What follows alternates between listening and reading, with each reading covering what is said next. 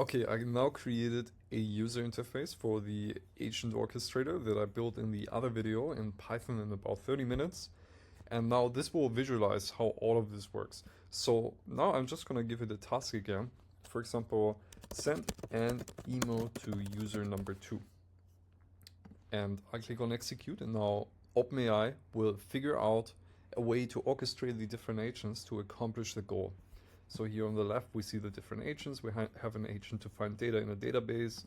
It's already finished. We have an agent to craft an email. We have an agent to send the email. And each of them has an execute function, which takes a number of arguments and returns something. And then there is some documentation on how the arguments work and example of what it might return. And now we see the flow here on the right between the different agents. So you see it uses all three agents. It starts with the first agent, which finds data.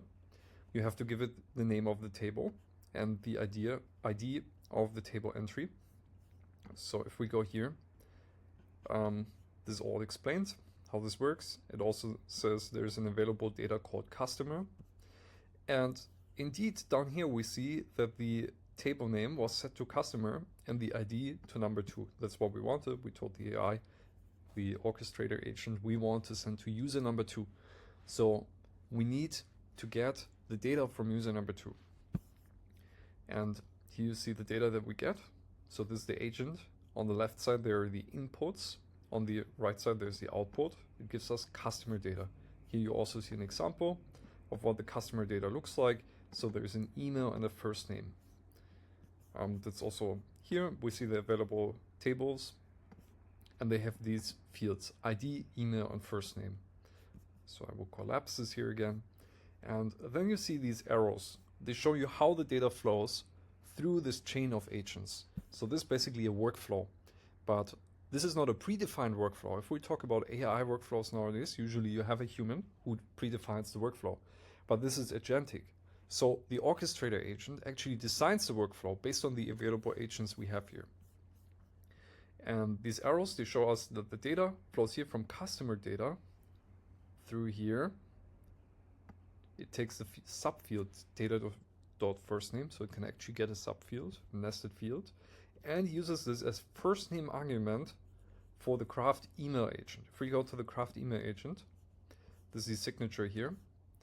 It executes, and the first argument is the first name, right? If we write an email, we need to know what's the first name of whom do we send it to. And so this argument is filled here from data.firstName, and data is the output of the first agent. That's why we needed to query the first agent. And so with that, the craft email agent, if we go here, gets the first name Jane. Okay, this is also, if we go here to the first agent, here down here we see, or here we see the result of what the output here is, the customer data. And we see we have ID, email, and first name. And all of this is under the field data. That's why we need data.firstName. As we see here, data.firstName, and it's being used as the import for the only argument, first name, of the craft email agent. So the craft email agent, what does it give us? Hello Jane. Okay, that's the email. Everything is kept simple, and that's the output, that's the email content. Now here we can follow this orange path to the next agent. So we go to this next agent. It has actually two inputs. It has an email content and a receiver email. Like, we need to know what do we send, and we need to know to whom do we send it. That's what the send email agent here needs: email content and receiver email. And what does it return? Let's see how it works. Here it returns success. In case of success, a message. In case of error, it returns an error. Okay, so here we have the send email. The arguments we get, there are two arguments. For email content, we get hello Jane, and for receiver email, we get janesmith@example.com. And then after we execute it, we get this result: email hello Jane sent to janesmith@example.com. Okay, so all of this worked. This is all very simple, right? It doesn't look very crazy. We only have 3 agents. They are being used in a very simple way. Every 5-year-old could come up with this sequence. But the important thing is we can now add more agents like this.